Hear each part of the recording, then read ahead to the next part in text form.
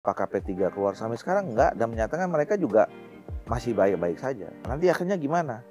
Ya, bisa jadi koalisi Indonesia Bersatu ini misalnya keluar namanya Pak Erlangga sebagai calon presidennya, wakilnya siapa, bisa juga yang lain opsinya. Yang namanya politik, segala kemungkinan masih mungkin terjadi. Kemungkinan apa? Kemungkinan bisa tetap satu, kemungkinan bisa jadi bertiga, bisa kemungkinan berdua, bisa kemungkinan sendiri-sendiri, atau bisa kemungkinan jadi berempat, berlima, berenam. Secara matematis politis dimungkinkan 4 pasang sebetulnya, bahkan 5. Ya kan 20%, 20% kan 5 sebetulnya. Banyak yang perlu kita sempurnakan, ya, termasuk soal sistem ini. Yang fair itu adalah kalau kita mau rubah aturan main itu sebelum permainan atau sesudah permainan, setelah permainan.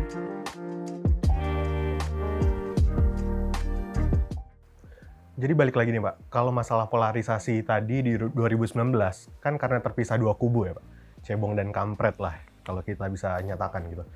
Nah, kalau Golkar sendiri menghendakinya, apakah Pilpres ke depan berjalan 1 putaran, atau Golkar menyiapkan nih, kira-kira kita harus bikin 2 putaran, atau setidaknya 3 calon lah gitu? Gini, sebetulnya ada orang yang mengatakan bahwa ini kaitan dengan threshold ya. Kan ada orang yang mengusulkan udah kita judicial review aja. Harusnya threshold presidential threshold itu kita ubah aja supaya tidak terjadi 2 pasang. Kalau saya sebetulnya itu nggak soal ya. Sistem itu belum tentu juga bisa merubah situasi yang kita inginkan. Karena kalau bicara tentang sistem sebetulnya dengan presidential threshold 20% dan 25% suara dan 20% kursi itu itu secara matematis politis dimungkinkan 4 pasang sebetulnya, bahkan 5 ya kan 20% 20% kan 5 sebetulnya. Nah jadi nggak otomatis kemudian kita turunkan jadi 10 ya, atau jadi 0 ya, itu bisa otomatis bisa calonnya 3, 4, 5 gitu. Itu nggak otomatis. Itu sangat tergantung dari keputusan elit-elit gitu ya. Kalaupun nanti misalnya kita jadi 0% atau 10%, tapi kalau elit politiknya yang didukung oleh masyarakatnya pengen 2 pasangan saja, ya bisa jadi 2 pasangan gitu. Nah, jadi oleh karena itu menurut saya sih meyakini keterbelahan itu oke lah, mungkin ada dampak dari aturan main sistem. Tapi menurut saya lebih besar dalam soal bagaimana masyarakat dan elit merespons pilpres itu. Yang tadi itu, kita nganggap pemilu ini apa sebetulnya. Kalau ini hanya sekedar politik game, untung-untungan di antara kita semua, ya memang kacau. Tapi kalau misalnya ini kita anggap sebagai media untuk membawa kita lebih baik, lebih maju, kita semua punya kepentingan untuk menjaga supaya hubungan kita satu sama lain ini biasa-biasa aja. Jadi kalau dalam pemilu saya mengatakan, kita tuh bedanya 14 Februari aja nanti. Sebelum dan sesudahnya kita sama-sama aja gitu. Ya kan? Nah, justru aneh tadi disebut soal kecebong sama kampret. Pertama anehnya, kita nih manusia. Kok kita mau-maunya gitu gara-gara kompetisi mengaku diri kita cebong sama satu lagi kampret gitu loh. Ya kan? Ini kita udah diciptain, dikasih anugerah oleh Allah Subhanahu wa taala, Tuhan yang manusia, namanya ya human, manusia gitu. Makhluk paling sempurna makhluk gitu paling ya, sempurna gitu. Terus kita mau mengasumsikan diri kita makhluk-makhluk itu gitu. Satu. Yang kedua, kok kita ngapain sampai sekarang masih persoalkan itu? Toh 4 orang yang membuat kita terbelah itu sekarang udah satu rumah. Betul. Ya, tiap hari ketemu, salam-salaman, ketawa-ketawa, mereka udah nggak ada masalah, kok kita masih ada masalah? Ributnya di bawah. Nah, kan problemnya di kita, problemnya merespon, itu bukan problem sistem loh, gitu. Itu problem kita merespon pemilu ini seperti apa. Nah, itu yang tadi saya katakan, Golkar bersama koalisinya berusaha untuk memberikan penyadaran terhadap itu dengan waktu yang cukup. Nah, jadi mulai dari 2 tahun, 1,5 2 tahun yang lalu, ayo dong masyarakat kita bicara tentang pemilu nih sekarang. Jadi nggak usah malu-malu, nggak usah takut-takut, kita terbuka, Mau beda ya nggak apa-apa, beda dari sekarang gitu. Tapi kita tahu kenapa kita beda. Kita beda karena memang kita punya keyakinan terhadap orang ini yang mampu bawa lebih baik. Tapi ada orang yang menganggap masa lebih baik, ya nggak apa-apa, bagus-bagus saja. Gitu. Sama juga dengan kita. Saya gampangnya nih, kita berlima nih atau berempat satu keluarga, ya kan, mau makan. Ayahnya mau makan sate hari ini, ibunya mau makan mie, anaknya yang pertama makan bakso, yang keempat hari ini maunya makan lontong sayur gitu misalnya. Nah, hari itu apakah kita harus tidak makan gara-gara kita beda? Kan tidak. Yep. Kita bisa bagi, oh hari ini kita makan sate, nanti sore kita makan lontong sayur, besok pagi kita makan ini. Kan bisa begitu. Tapi kalau kita ngotot-ngototan, nggak makan kita jadinya. Gara-gara harus ini, harus itu. Padahal selera bisa beda. Nah, yang penting itu kan kita menghargai orang lain punya selera, kita punya selera, bagaimana diharmonisasikan. Ini yang sebetulnya harus dibangun kesadaran oleh kita semua, kira-kira. Ngomongin tentang judicial review nih, Kak. Ada 2 judicial review yang ditunggu-tunggu. Pertama soal sistem pemilu. Yang kedua soal capres-cawapres. Usia dari 40 tahun mau digoyang lagi jadi 35 tahun. Yang pertama dulu nih Bang, gimana tanggapan Abang tentang sistem pemilu ke depan? Dan Golkar sendiri kan partai besar. Apakah terpengaruh gitu kalau nantinya juga sistem pemilu proporsional tertutup? Kan nggak ngaruh gitu Bang. Apa kekhawatiran Golkar? Soalnya bukan pilihan kita terbuka tertutup ya. Buat Golkar terutama saya ya. Saya kan memang mengurus tiap hari di Komisi 2 soal ini ya. Kami udah mempersiapkan pemilu ini sejak 2-3 tahun yang lalu ya.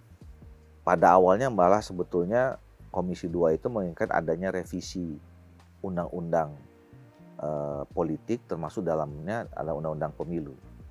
Kenapa? Banyak yang perlu kita sempurnakan ya, termasuk soal sistem ini ya. Jadi kita sudah Indonesia ini tidak pernah dalam sejarahnya tidak menggunakan sistem proporsional ya. Padahal kalau bicara tentang teori sistem pemilu itu ada 2 bandul, proporsional dengan majoritarian atau distrik. Kemudian berkembang di tengahnya ada yang 3 hybrid. Hibrid ya. Ini yang seluruh dunia menganut teori itu. Kita nggak pernah keluar dari proporsional. Nah, apakah ini masih relevan? Ini yang harus kita kaji sebenarnya. Karena Indonesia ini udah berkembang sangat pesat ya, dari pertumbuhan demokrasinya, politiknya, ekonominya dan macam-macam. Indonesia, masyarakat kita juga sudah lebih banyak yang well educated yang tidak dibandingkan 10, 15, 20 tahun yang lalu. Nah, maka harus kita kaji. Biasanya kalau bicara tentang sistem pemilu itu ada 5. Yang pertama threshold, presiden threshold, protes tadi itu. Ini harus kita kaji, benar nggak sekarang udah masih relevan 20% itu. Yang kedua adalah parliamentary threshold, sekarang 44%. Dan berlaku cuma untuk DPR pusat, tidak berlaku di provinsi dan kabupaten kota. Masih relevan nggak? Yang ketiga soal district magnitude. District magnitude ini besaran jumlah kursi per dapil. Sekarang kita maksimal 10 kursi, 12 kursi untuk provinsi dan kabupaten. Padahal kita jumlah penduduknya udah makin menyebar, makin banyak, segala macam. Masih relevan nggak? Masih representatif tidak dengan pakai ini? Yang keempat adalah soal konversi suara, konversi suara ke kursi. Voting kita ke pakai kursi ya, Pak, ya? Kita pakai sign like murni itu 1, 3, 5, bagi 7 segala macam itu. Nah dengan pertumbuhan masyarakatnya begitu banyak, masih relevan nggak ini? Nah yang terakhir sistem pemilu masih relevan nggak terbuka, proporsional tertutup, proporsional terbuka tertutup gitu. Nah ini isu-isu klasik saya sebutkan. Ada isu yang lain lagi misalnya soal keserentakan. Tiba-tiba kan kemarin undang-undang ini pemilu serentak. Biayanya katanya tinggi. Biayanya tinggi. Apakah benar relevan gitu?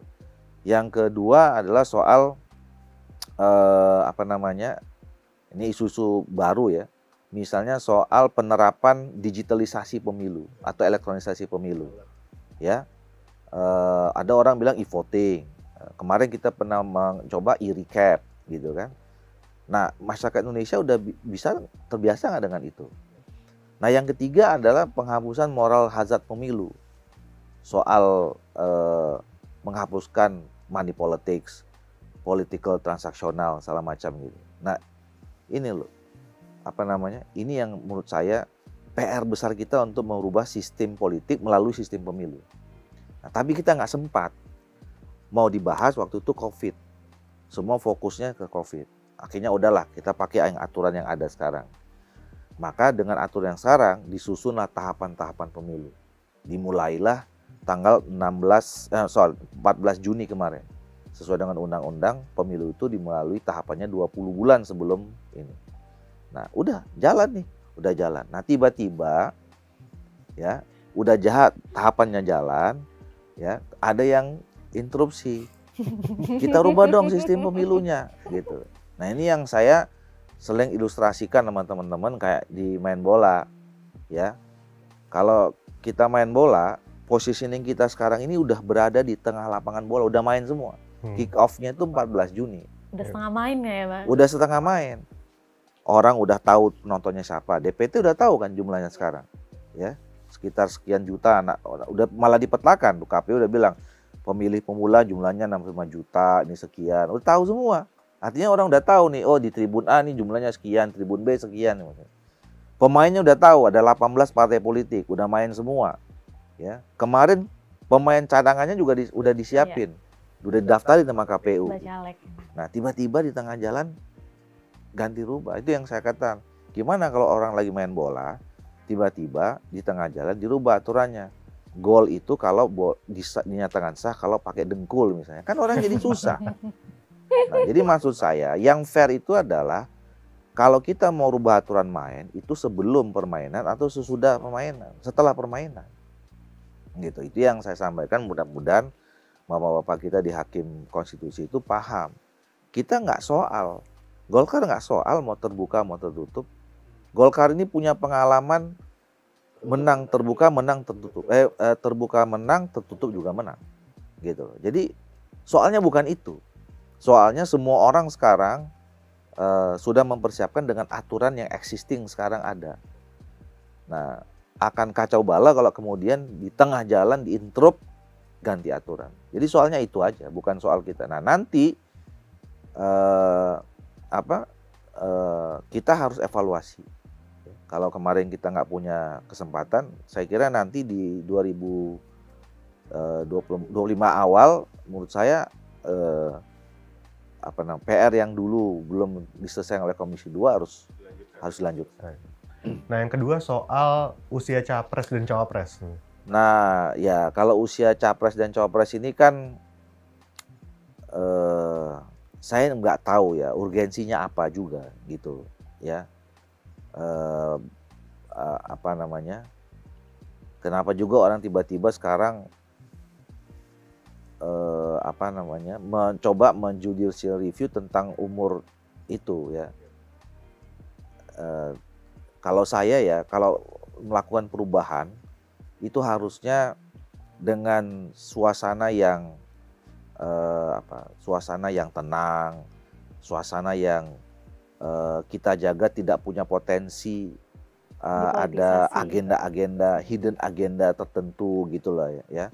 Jadi sama dengan kayak tadi soal sistem tadi itu ya. Kalaupun kita mau rubah gitu ya, waktunya tuh jangan sekarang juga. Selain karena kita sedang main, tapi kita harus punya waktu yang cukup ya. Harus elaboratif gitu loh ya. Kita evaluasi yang lalu itu kekurangannya apa aja sih gitu ya.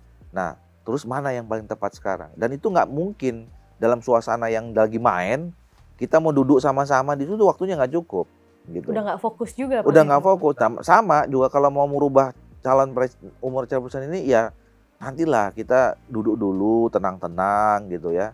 Kira-kira anak-anak muda Indonesia udah sampai belum umurnya untuk bisa calon presiden gitu ya. Kita sekarang gini nih, mau kita ubah misalnya nggak ada batas 40 tahun. Misalnya mau diturunin jadi 25 tahun. Nah, apakah kita sudah siap anak-anak Indonesia sudah punya pemimpin yang cukup untuk 25 tahun calon presiden gitu. Nah, itu kan harus kita kaji. Betul. Iya kan? Ini mimpin negara 270 juta lebih orang loh. Bukan memimpin negara sembarangan gitu. Walaupun kita tahu kita punya punya gambaran ada anak-anak muda misalnya kemarin di Thailand terpilih si siapa itu yang umur 42 tahun ya kan, partainya menang gitu. Bahkan itu pun di atas 40 ya. Ya 42 tahun iya. itu. Gitu. Nah, jadi menurut saya ya kita kaji pelan-pelan lah nanti ya. Kalau ada perubahan-perubahan yang menurut saya penting seperti itu. Nah, terus Pak, nama Pak Erlangga ini kan muncul ya, menjadi salah satu nama dari 3 nama capres yang menang voting terbanyak gitu di Musyawarah Rakyat Relawan Projo kemarin. Nah, menurut Golkar, sebesar apa sih pengaruh Pak Jokowi dan para relawannya ini?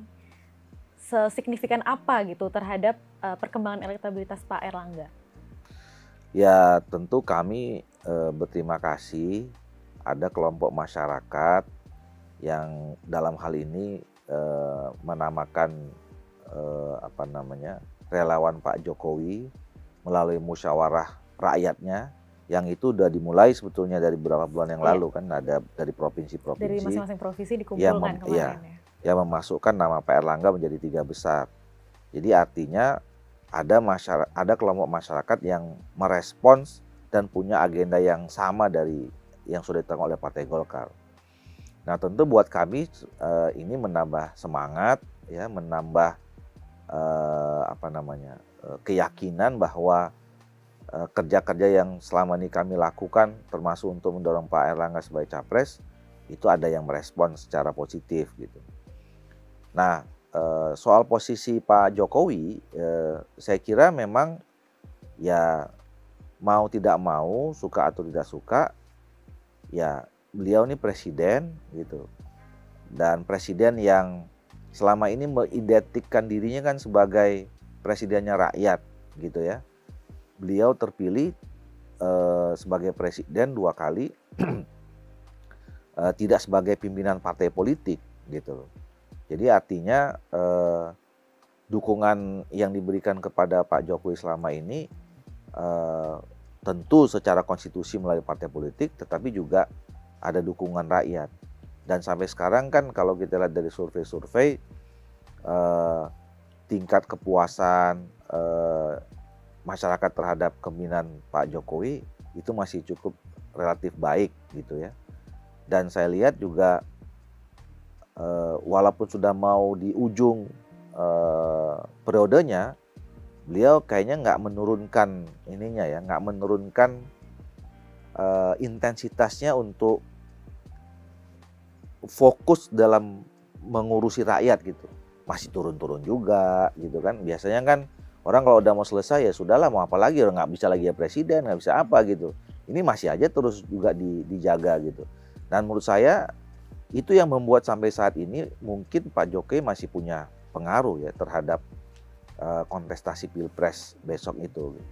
Nah, apalagi Golkar dan Pak Erlangga kan memang sekarang menjadi bagian koalisi pemerintahannya Pak Jokowi Ma'ruf Amin dan juga bagian dari kabinetnya Pak Jokowi gitu. Tentu komunikasi antara Pak Erlangga kemudian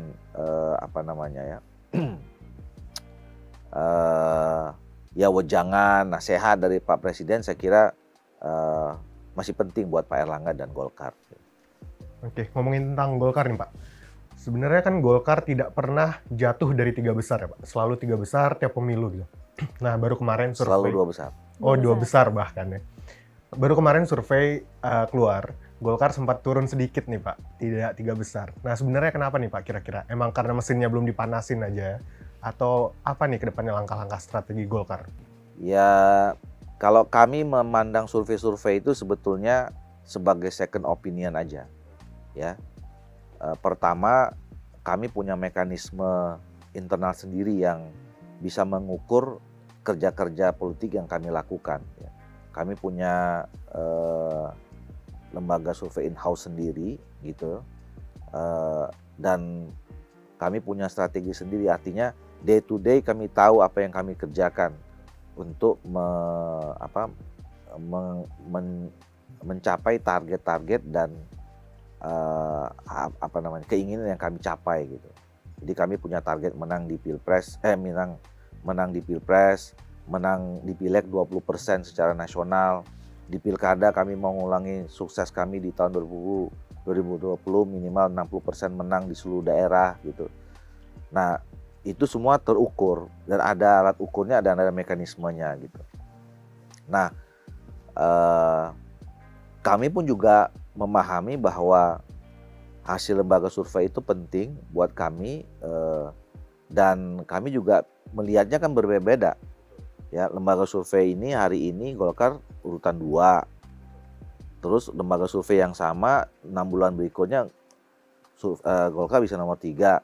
Di lembaga survei yang lain hari ini misalnya Golkar di urutan 4. Di berikutnya. Jadi ya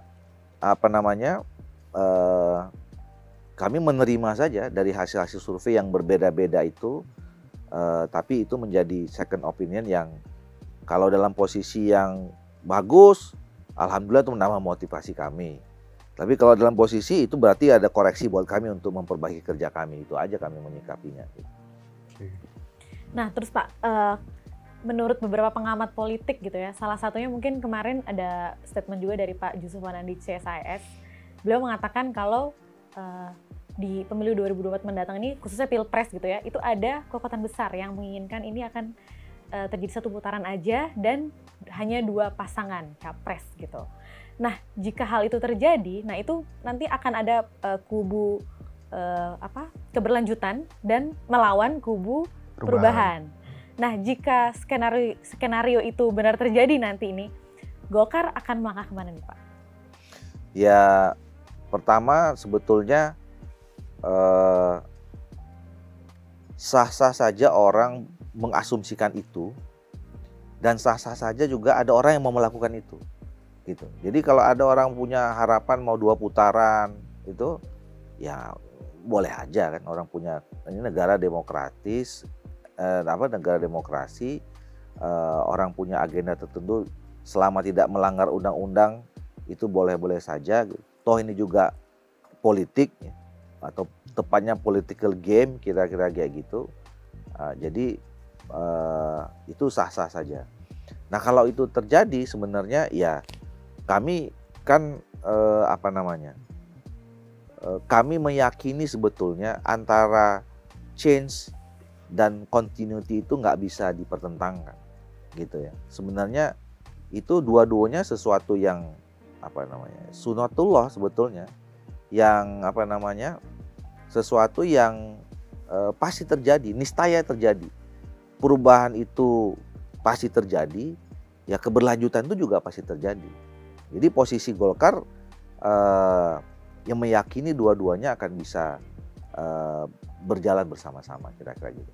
Toh kalaupun nanti akhirnya bertentangan, itu kan cuma 14 Februari saja. Setelah itu balik kan lagi sama-sama ya, lagi kan, kira-kira begitu. Oke, mungkin last nih Kak ya, pertanyaan terakhir pamungkas. Kedepannya langkah Bang Doli apa nih? Apakah siap menjadi ketua umum atau siap masuk DPR lagi, menjadi komisi 2 lagi, ketua komisi? Saya ikut caleg, sekarang ikut mencalonkan diri lagi menjadi calon anggota DPR. Di dapil yang sama Pak? Di dapil yang sama, ya mudah-mudahan masih dapat diberi kepercayaan oleh rakyat di daerah pemilihan saya. Tentu mereka menilai dengan apa yang selama ini saya lakukan, gitu. Nah setelah itu nanti kita lihatlah perkembangan apa ya. Kan mau jadi apa sebenarnya itu tergantung, pertama tergantung Allah Subhanahu Wa Taala. Yang kedua tergantung sejauh mana orang memberikan kepercayaan kepada kita. Kalau saya jadi berupaya untuk kerja bagus saja. Apa yang diamanahkan kepada saya kerjakan secara maksimal sebaik-baiknya, yang terbaik terhadap amanah yang saya lakukan itu. Nah, habis itu kemudian orang memberikan kepercayaan yang lain, ya alhamdulillah. Ya kalau tidak, ya masih banyak aktivitas dan kerjaan amanah lain yang bisa dikerjakan. Kira-kira begitu. Baik, terima kasih Bang Doli. Oke, makasih Pak. Mungkin nanti kita bisa ngobrol lagi lanjutannya kalau Golkar sudah menentukan langkah nih mau kemana. Boleh. Entah mau benar gabung ke KKIR atau Bikin terbentuk koalisi koalisi besar. besar gitu kan. Nanti kita undang lagi ya Pak Doli kesini ya. Betul. Oke. Warga Asumsi, demikian wawancara kita dengan Pak Ahmad Doli Kurnia. Saya Elok undur diri. Saya Rehan Deis. Terima kasih. Sampai jumpa.